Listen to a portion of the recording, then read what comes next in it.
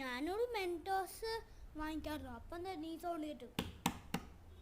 അപ്പം ഞാൻ ആരാന്ന് നോക്കുമ്പോൾ ഞാൻ ഇന്നലെ ഒരു മാർക്കർ വാങ്ങിച്ചായിരുന്നു. അതറിഞ്ഞു.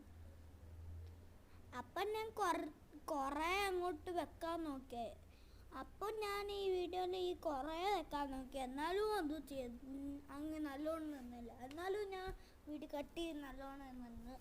അപ്പോൾ ഞാൻ അത് അങ്ങോട്ട് എടുത്തു കഴിഞ്ഞപ്പോൾ ശരിക്കും നമ്മുടെ മെൻറ്റോസ് അല്ലായിരുന്നു.